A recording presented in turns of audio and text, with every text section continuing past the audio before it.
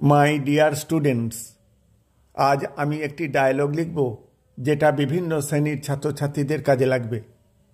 প্রশ্নটি হল, write a dialogue between two friends about the price hike of essential commodities, অর্থাৎ নিত্য প্রয়োজনীয় জিনিসপত্রের দ্রব্যমূল্য বৃদ্ধি নিয়ে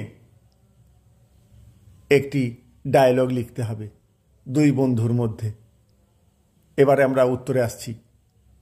প্রথমে লিখে দেবে dialogue between two friends on price hike of essential commodities.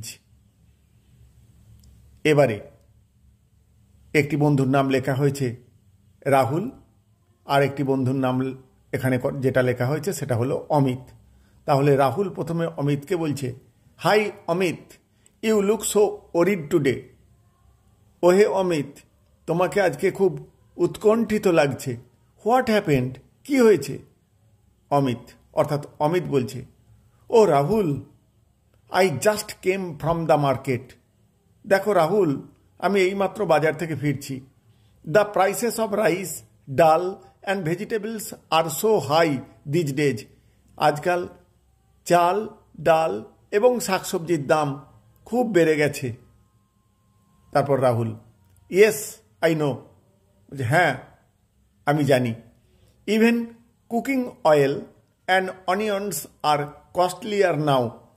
এমনকি রান্নার তেল এবং পেঁয়াজ এখনকার দিনে খুব দামি হয়ে গেছে। It is really difficult to manage the monthly budget. এখন আমাদের সারা মাসের বাজেটে চালানো খুবই কষ্টকর ব্যাপার। অমিত, এক্স্যাক্টলি, একদম ঠিক বলেছ। মাই ফাদার সেজ, আমার বাবা বলে, his salary remains the same. তার বেতন একই রয়ে গেছে, বাট এক্সপেন্সেস কিপ ইনক্রিজিং। কিন্তু খরচ ক্রমশ বেড়ে চলেছে। Rahul, same in our house too. আমাদের বাড়িতেও ওই একই দশা। My mother has to cut down many items from the list. List থেকে বহু জিনিসকে কাটছাট করেছেন আমার মা, অর্থাৎ করতে বাধ্য হয়েছেন।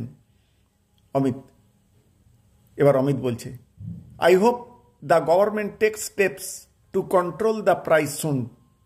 আমি আশা করি সরকার কিছু পদক্ষেপ নেবে এই দ্রব্যমূল্য নিয়ন্ত্রণ করার জন্যে। রাহুল বলছে, ইয়েস, ঠিক। Otherwise it will be very hard for common people to survive. অন্যথায় সাধারণ মানুষের পক্ষে টিকে থাকা খুব কষ্টকর হয়ে উঠবে।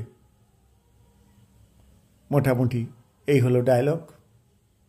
প্রিয় ছাত্রছাত্রীরা, তোমরা অবশ্যই চ্যানেলটিকে সাবস্ক্রাইব করে রাখবে এই ধরনের রাইটিং বা বিভিন্ন ধরনের গ্রামার পেতে।